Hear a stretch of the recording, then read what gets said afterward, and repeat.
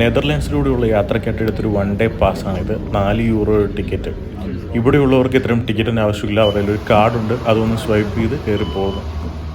സാധാരണയായിട്ട് ഏത് രാജ്യത്ത് ചെന്നാലും അവിടുത്തെ പ്രധാന ഡെസ്റ്റിനേഷൻ എല്ലാം ഞാൻ പ്ലാൻ ചെയ്യുന്നതാണ്. പക്ഷേ ഇത്തവണ മിസ്സായൊരു ഡെസ്റ്റിനേഷനായിരുന്നു ഹേഗിലെ ഇൻ്റർനാഷണൽ കോർട്ട് ഓഫ് ജസ്റ്റിസ്.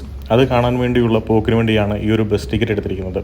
പെട്ടെന്നുള്ള തീരുമാനമായതുകൊണ്ട് €500 എടുത്ത് ഞാൻ പെട്ടെന്ന് പുറത്തേക്ക് ഇറങ്ങിയാണ്. പക്ഷേ കാർഡൊന്നും എടുത്തില്ല. ബസ്സിൽ വന്നപ്പോഴാണ് പ്രശ്നം, കാർഡ് വെച്ച് മാത്രമേ പേയ്മെൻറ്റ് കൊടുക്കാൻ പറ്റൂ, അല്ലെങ്കിൽ ഇത്തരം കാർഡുകൾ ഉപയോഗിക്കണം. അങ്ങനെ ഡ്രൈവറുമായിട്ട് കുറച്ച് നേരം സംസാരിച്ച് പുള്ളിയുടെ കാർഡ് ഉപയോഗിച്ച് കൊടുത്ത് ഞാൻ ആ കാശ് പുള്ളിയുടെ കൊടുത്തു.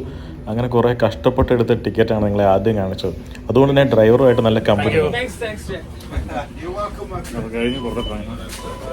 പിന്നീട് അങ്ങോട്ടൊരു 100 മീറ്റർ 200 മീറ്റർ നടക്കാനുണ്ടായിരുന്നു. പക്ഷേ നടക്കുന്ന വഴികളൊക്കെ നോക്കൂ, എത്ര മനോഹരമായിട്ടാണ് അലങ്കരിച്ചിരിക്കുന്നത്.